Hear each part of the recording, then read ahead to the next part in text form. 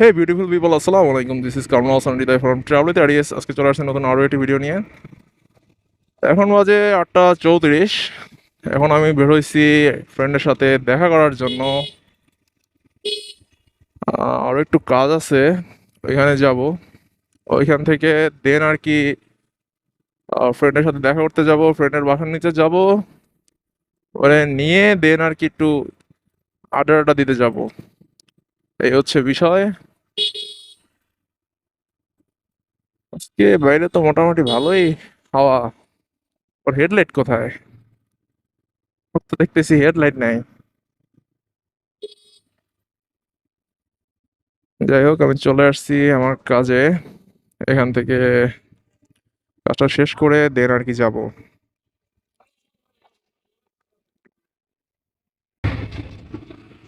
তো গাইস, আমার কাজটা শেষ করে আমি আবার চলে যাচ্ছি আমার ওই ফ্রেন্ডকে পিক করতে, ওর বাসায় যাব এখন।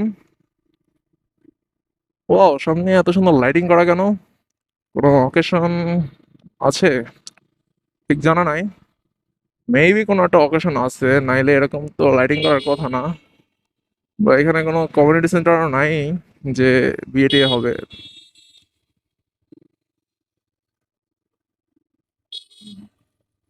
এখন খুবই ধীরে সুস্থে আস্তে আস্তে চলে যেতে হবে ওর বাসায়। অলরেডি 8:50 বাজে, আর আমার গাড়িতেও তেমন একটা ফুয়েল নাই। আমার গাড়ি দেখতে মানে ব্লিঙ্ক করতেছে, মিটার ব্লিঙ্ক করতেছে, টোটালি ফুয়েল নাই।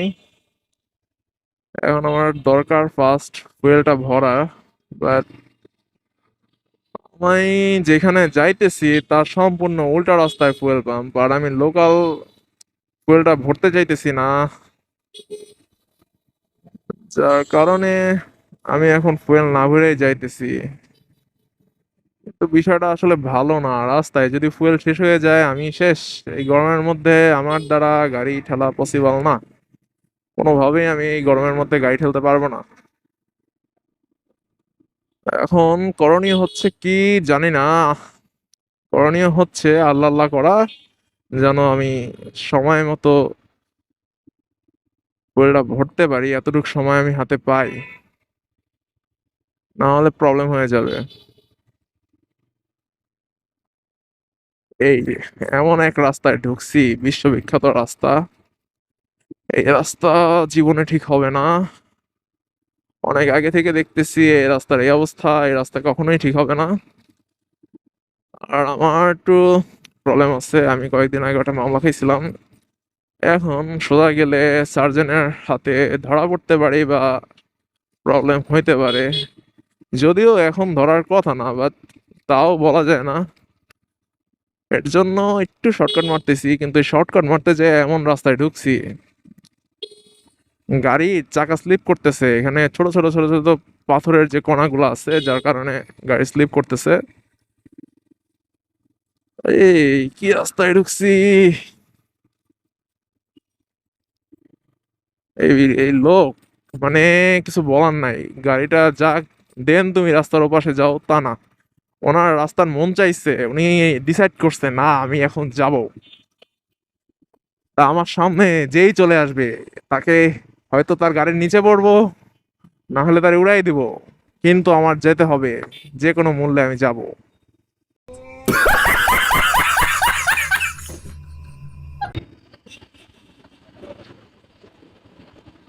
এই আল্লাহ, কিসের পিছনে বললাম! সামনে যাইতে হবে। যাক, ভালো রাস্তায় আসছি, বাট ভালো রাস্তায় এসে লাভ নাই। আমাদের এখন আবার সেই খারাপ রাস্তায় ঢুকতে হবে।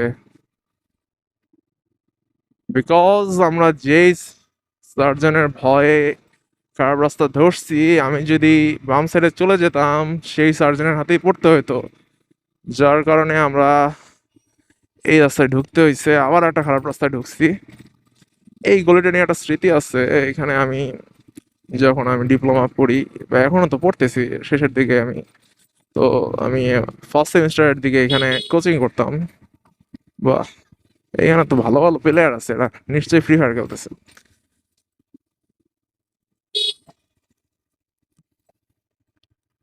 এরাই হচ্ছে প্রো প্লেয়ার। রাস্তার ধারে বসে বসে এরা এই লেভেলের গেম প্লে করতেছে, ভাবতে পারতেছেন? আমার তো গাইস, আমি আমার ফ্রেন্ডকে বাসা থেকে নিয়ে এসে বরিশাল বেলস পার্কে নিয়ে আসছি। এখন এখানে কিছুক্ষণ আড্ডা দিব। তো তার আগে আমরা গেছিলাম একটু গোডাউনে, ওখানে বসে সিঙ্গারা খেলাম, কোক টোক খেয়ে অনেকক্ষণ আড্ডা দিলাম, নদীর পাড়ে বসেছিলাম। নদীর পাড় থেকে এখন একটু বেলসে আসছি, বেলসে এসে এখানে হাঁটাচলা করতেছি, একটু ফটো সেশন করলাম। এখন কতক্ষণ ঘোরাঘুরি করে বাসার উদ্দেশ্যে চলে যাব। তো গাইস, আমার ফ্রেন্ডকে বাসায় দিয়ে আবার আমি বাসার উদ্দেশ্যে চলে যাচ্ছি। ঘোরাঘুরি শেষ, অনেক জায়গায় ঘুরলাম, অনেক আড্ডা দিলাম।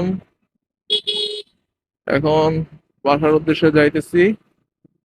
এখন বাজতেছে রাত 11টা 21। এখন অনেক রাত হয়ে গেছে। আজকে যেহেতু বেরো হয়েছি একটু রাত করে, অনেক লেট হয়ে গেছে আর কি। এখন বাসার উদ্দেশ্যে যাইতেছি আর কি। আমার ফ্রেন্ডকে বাসায় নামাই দিয়ে আসলাম।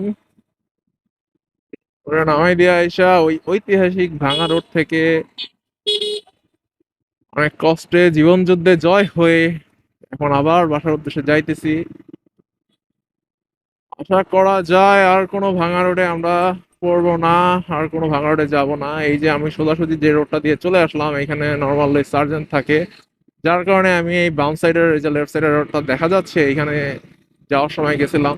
বাট এখন আমি সোজাসুজি যাইতে পারতেছি কারণ রাত 11:30 বাজে, এখন কোনো প্রকার সার্জেন্ট নেই।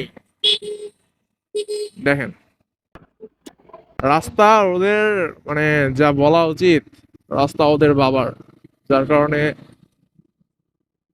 দুইটা অটো একসাথে যদি রাস্তায় মানে চলাচল করে, হ্যাঁ বুঝতে পারছি ওভারটেক করতে চাইছে, ওভারটেক করতেছে, মানে এত লং টাইম ধরে ওভারটেক করতেছে যে রাস্তা সম্পূর্ণ দখলে নিয়ে নিছে, আমার সামান্য একটুখানি জায়গা দিছে। অ্যাকচুয়ালি আমরা যারা বাইকার আছি এদের কেউ আর কি কোনো যানবাহনই মনে করে না, রাস্তায় চালাই আমরা হুদাই। মানে হাইওয়েতে গেলে তো কথাই নাই, হাইওয়েতে তো বাসগুলা কিছু মনেই করে না, ওরা যে কোনো টাইমে চাপা দিয়ে চলে যাবে। মানে সামান্য একটু জায়গা দেয় রাস্তা পার হওয়ার জন্য বা সাইড দিয়ে একটু বের হওয়ার জন্য। নর্মালি ওদের মন চাইছে রাস্তা ওভারটেক করবে একটা বাসকে, আমার চোখ দিয়েই দেখবে না, নর্মালি আমার একেবারে চাপ দিয়ে চলে যাবে, ওর কাছে কিছু মনেই হবে না। ওরা যদি দেন আমি ধরতে যাই, ওর কাছে বলবো এটা নর্মাল, মানে ওর যাওয়া লাগছে, ও গেছে, ওর কাছে এটা কিছু মনে হয় নাই। এই হচ্ছে বিষয়, যার কারণে আমরা যেহেতু ছোট গাড়ি, খুবই হালকা 2 চাকার গাড়ি রাস্তায় চালাই, জন্য অনেক সাবধানতা অবলম্বন করতে হয়, না হলে বিপদ আমাদের নিজেরই। আমরা যতই বলি যাই বলি, একবার যদি আমাদের চাপ দিয়ে রেখে চলে যায়, আর আমাদের কিছু করার থাকবে না। আর বাইক অ্যাক্সিডেন্টটা যে আসলে কি কতটা ভয়াবহ আমরা সবাই জানি। যত ছোট অ্যাক্সিডেন্টই হোক, দুর্ঘটনা বা ক্ষয়ক্ষতি অনেকটা বেশি হয়ে থাকে, যার কারণে আমাদের অবশ্যই চেষ্টা করতে হবে যতটা সেফলি রাইড করা যায়। নাহলে ওরা এই যে অটো রিক্সা, নর্মালি ব্যাটারি চালিত রিক্সা রিক্সা এগুলা হচ্ছে, আমরা যতই চিল্লাচিল্লি করি, যতই বলি, ওদের যতই পিটাই, কোনো লাভ নেই। বিকজ ওরা হচ্ছে 2-1 দিন প্রশিক্ষণের রাস্তায় বের হয়ে গেছে, ওদের তেমন কোনো প্রশিক্ষণ নাই, ওদের লাইসেন্সের প্রয়োজন হয় না। এই যে বরিশালে কতগুলো অটো আছে, কয়টা অটো লাইসেন্স আছে? এদের গাড়ির লাইসেন্স নাই, এদের নিজের লাইসেন্স কোথা থেকে আসবে? এরা 2-1 দিন রাইড করছে বাইকটাকে, বাইক না সরি, অটো রাইড করছে, তারা এক্সপার্ট হয়ে গেছে, তারা অটোতে নিয়ে রাস্তায় নেমে গেছে। এখন তারা যে রাস্তার যে কিছু রুলস আছে, কিভাবে ওভারটেক করতে হবে, কোন রাস্তা ওভারটেক করতে হবে, কোন রাস্তা ওভারটেক করা যায় না, বা রোড সাইন, এরা কিছুই জানে না। এরা রাস্তায় নেমে গেছে, গাড়ি চালাইতেছে। এই যে সিএনজি গুলো রোডে চলে বা হাইওয়েতে চলে, হাইওয়ের রুলস তো আমার মনে হয় কি 100% শিওর ওরা 90% কেউ জানে না। হাইওয়ের যে কি রুলস ওরা কেউই জানে না, কিন্তু ওরা অ্যাভেলেবেল সিএনজি গুলো হাইওয়েতে রাইড করে থাকে। মানে হাইওয়েতে যে কিভাবে ইউটার্ন নিতে হবে, কোথায় ইউটার্ন নিতে হবে, কোথায় ওভারটেক করতে হবে, ওরা কিছুই জানে না, কিন্তু হাইওয়েতে রাইড করে। তো যার কারণে আমরা যতই ওদের দোষ দেই যে সিএনজি ভাই এরকম চালাইছে ওরকম চালাইছে, মেইন দোষ সিএনজি হ্যান ত্যান।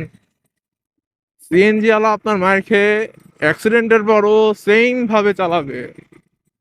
ও চাইলেও ভালোভাবে চালাতে পারবে না, বিকজ ও জানি না যে রাস্তার রুলস কি।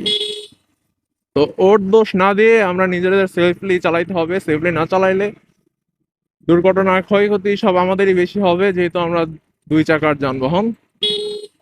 এই দুই চাকার বাইক একটু স্লিপ খাইলেই শেষ। আর ওরা হয়তো আপনার সাথে যদি অ্যাক্সিডেন্ট হয়, ও হয়তো বা একটু হালকা পাতলা ক্ষয়ক্ষতি হবে, কিন্তু হালকা পাতলা ছোটখাটো অ্যাক্সিডেন্ট যদি হয়, ও অ্যাকচুয়ালি ওর শরীরের কোনো ক্ষয়ক্ষতি হবে না, ও সিএনজি বা অটোর মধ্যেও থাকবে। কিন্তু আমরা মোটামুটি ভালো লেভেলের একটা ক্ষয়ক্ষতি আমাদের বাইকেরও হবে, আমাদেরও হবে। যার কারণে আমাদের চেষ্টা করতে হবে যতটা সেফলি রাইড করা, তাহলে শেষ, জীবন শেষ। আর এখন যে পরিমাণ মোটর সাইকেলের অ্যাক্সিডেন্ট হইতেছে তা আর নাই বলি। তো আর আমি ভিডিওটা বেশি বড় করতে চাই না। তো ভিডিওটা এই পর্যন্তই। সবাই ভালো থাকবেন, সুস্থ থাকবেন, আমার জন্য বেশি বেশি দোয়া করবেন। আল্লাহ হাফেজ।